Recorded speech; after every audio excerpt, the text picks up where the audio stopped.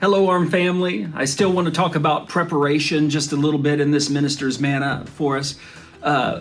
Preparation, as I said before, is our capacity to receive everything that the Lord has for us.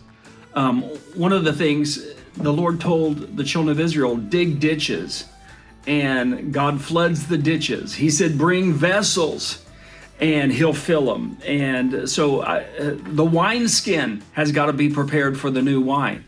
And so with us, as far as preparation, I believe that is the capacity for God to pour into us. And I really look at preparation as a prophetic act, like Noah preparing for a flood that had never happened. You look at Isaac planting in the time of famine and reaping 100-fold. And so one of the nightmares that I guess you could say I've had, sometimes nightmares aren't prophetic, they're just a reflection of your soul in the night season. And I've always had these dreams where I'm standing up in front of thousands of people. I don't know what I'm going to talk about, and I'm naked. And so a reflection of my soul, one of the things that has really been an onus on me for years is that I never want to be underprepared if the Lord is wanting to do something. You know, I don't want to grieve the Holy Ghost. One of the things that I've done for years is, in fact, I have a speaker that I think really would like to come and minister in one of our churches. But I want to make sure that the congregation is prepared for the speaker coming in. And that might sound strange, but the reality is, you know, I don't want somebody laying empty hands on empty heads when they come in. I want the hearts of the people to be cultivated to receive everything that God has for them.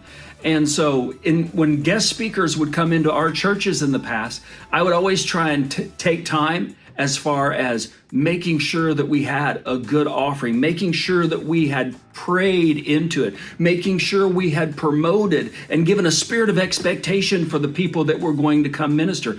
And it never ceases to amaze me when the people prepare for the gift that's coming in, how the Holy Ghost will break out. Because there's no resistance. It's like there's an open heaven. But I thought if I would not have taken time to prepare the flock for that person that was coming in, would I have seen the results that I saw in that meeting? And so a lot of times when God pours out his spirit, we're like, wow, you know, how did that happen? We talk about it as a sovereign move of God. There's been times in my life where I've seen literally a blue mist move in the building and nobody could preach. It was like in Solomon's day. You know, Solomon, by the way, he prepared a temple and the Lord filled it. That's another picture of preparation. And so there would be this move of God and people would be falling out in the power of God, and there would be these theophanies, these strange encounters with God. And maybe sometimes to the fellowship, they thought it was a sovereign move of God.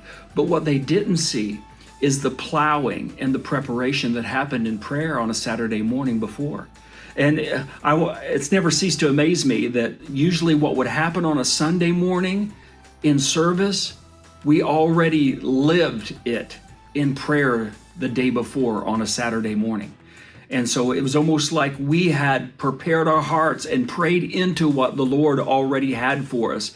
And then because we prepared on one day, God was able to manifest on the next day. I'd like to encourage you, what would you like for God to manifest in your life? If you were to take the litany of things that you're believing God for, you know, there's no lack in God whatsoever. And so on our end, our responsibility is the wineskin. We've got to give something through preparation that the Lord can use. On God's end, it's the wine, it's the oil, it's the outpouring. On our end, it's the vessel, it's the wineskin, it's the ditches we dig that he can flood. And so I want to challenge you to prepare for all that God has for you, and also not just for us individually, but also for this generation. We desperately need a move of God. Thank you.